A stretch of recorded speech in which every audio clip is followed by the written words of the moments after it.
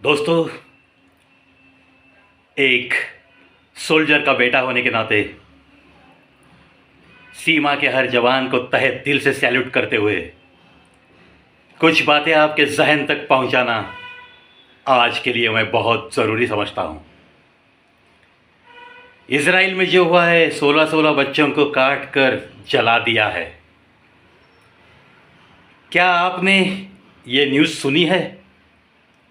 TV पे देखकर अनदेखा किया है? खुद को बहुत सुरक्षित महसूस कर रहे हो? किसकी बदौलत? आज तक हमारी सीमा लांघ पाना बहुत मुश्किल है। आंखों में तेल डालकर सीना तान के हमारी सीमा की रक्षा करते हुए ये हमारे इंडियन आर्मी के जवान वहां पे तैनात है। ना उन्हें दिन का पता है, ना रात का पता है, बस अपनी ड्यूटी निभाते रहे। किसके लिए? आपके लिए और हमारे लिए। लेकिन जब भी ये सीमा कहीं से थोड़ी बहुत भी लीक हो जाएगी और इजराइल जैसी हालत आपके भारत देश की भी हो सकती है, इस बात को नज़रअंदाज मत करो। क्योंकि आज जो आतंकी इजराइल में घुस गए हैं, ऐसी ही संगठनाएं आज हमारे भारत देश में पैर जमाने की कोशिश में है। आज नहीं तो कल जैसे जैसे ये उनकी लोक संख्या बढ़ती चली जाएगी, एक धोखा आपकी नज़र के सामने बिल्कुल यही होना चाहिए कि आपके घर के सामने ऐसे ही पिशाच, ऐसे ही दिमाग की हालत बिगड़ी हुई ये औलादें आएंगी तलवार लेकर, और आपके घर का भी वही हाल होगा जो आज आप टीवी पे इजराइल का देख रहे हैं। इजराइल ने तो लड़ना शुरू किया है क्योंकि उस छोटे से देश में एक नियम है, हर घर का लड़का या लड़की उसे 3 साल का आर्मी का ट्रेनिंग ये कंपलसरी है। और अपने आप एक देश प्रेम की ज्वाला उनके दिल में दहकती रहती है। किसी भी पल अगर देश पे कोई संकट आता है तो हर इजरायली दुनिया के किसी भी कोने में क्यों ना हो, वहाँ लड़ने के लिए वो लौट के आता है। कितने सारे एग्जाम्पल्स अभी अभी टीवी पे भी दिखाए हैं। पिक्चर के हीरो लोग हैं जिनको आप बहुत मानते हो ना, पूजा करते हो ना, वैसे ही इजराइल की फिल्म का हीरो वो कहीं दुनिया के किसी कोने में था, लेकिन यह जब भगदड़ मच रही है, अपने देश पे संकट आ गया है, तो वो चला आया, लौट के आया, हर काम बाजू में रख के लौट के आया।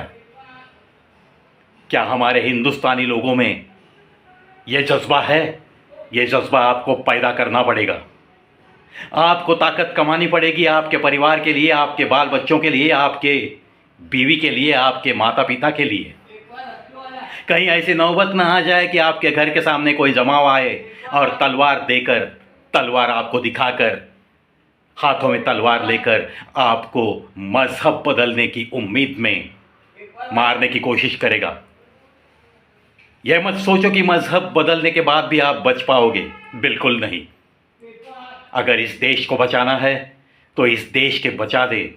इस देश को बचाने के लिए जो लोग आज काम कर रहे हैं उनके हाथ मजबूत करना यह आपका और हमारा काम है। एक सैनिक का बेटा होने के नाते मैं तो बड़ी तड़प के साथ आपको यह विनती करूंगा कि आपको भी खुद को सक्षम बनना पड़ेगा, क्योंकि प्रशासन हर इंसान की हिफाजत नहीं कर सकेगा। ऐसा दिन बहुत नज़दीक दिख रहा है। अगर आप आज भी सुधर नहीं गए तो शायद ये 15 साल के बाद आने वाला दिन 2027 में भी आ सकता है। धोखे की घंटियां इधर उधर आसपास के देशों में बजने लगी है। ऐसा नहीं है कि दर्द जब खुद को होता है तभी सावध हो जाना है। जब पड़ोस में कोई दुख दर्द की बात होती है तब जाके भी हमें बहुत सावधानी से रहना पड़ेगा। देखो दोस्तों, बातों बातों में मैं बहुत कुछ बताता हूं आपको, लेकिन एक फौजी का बेटा होने के नाते हर सैनिक का मैं सम्मान करता हूं, और आपके दिल में भी उतना ही सम्मान ज़रूर चाहिए। आज हमारी सीमाएं कोई पार नहीं कर सकता, इसीलिए ही हम महफूज हैं। यहाँ मस्त गुनगुना रहे हैं, मस्त गीत गा रहे हैं, मस्त जश्न मना रहे हैं हम, लेकिन ये परिस्थिति अगर ऐसी ही रहनी चाहिए, ऐसे आपको लगता है, तो देश का सम्मान करने वाले, हमारी संस्कृति की हिफाजत करने के लिए रात दिन एक करने वाले हर किसी का साथ हमें देना ही पड़ेगा। अब वो कौन है, कैसे चल रहा है आज देश, ये सब कुछ आपको बताने की ज़रूरत नहीं है। जो जो पार्टियां इकट्ठा होकर सिर्फ एक इंसान का विरोध कर रही है, इसी में उस इंसान को सर्टिफिकेशन हो गया है कि इस इंसान में कुछ खासियत है, जिसके 14-14, 15-15 शत्रु इकट्ठा हो रहे हैं। चलो, ऐसे एक इंसान को वो अकेला नहीं है, यही बताने का ये वक्त है। और अगर आगे अच्छा वक्त चाहते हो तो हमें सबको मिलकर यही करना है, और घर के हर एक सदस्य को बिल्कुल सक्षम बनना है। कोई भी जमाव आपके घर के सामने आए तो 4 लोगों को मारकर मरने की ताकत रखना, बस यही हमारा फ़र्ज़ है दोस्तों। इस फ़र्ज़ को कभी नज़रअंदाज मत करो। आने वाले संकट को जो आहट दे रहा है, उस आहट को अनदेखा करके सिर्फ खुद के सीमित अपनी ज़िंदगी को बंदिस्त मत करो। हमें एक दूसरे के लिए ज़रूर जीना है, और जीना ही पड़ेगा। इस देश को बचाने के लिए हमें बस एक होना है।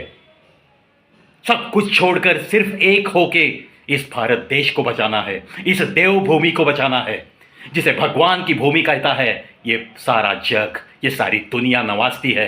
इस भारतीय संस्कृति को हमें आखिर तक टिकाना है। इसकी नींव को थोड़ा बहुत भी हिलने नहीं देना है। जय हिंद, जय भारत।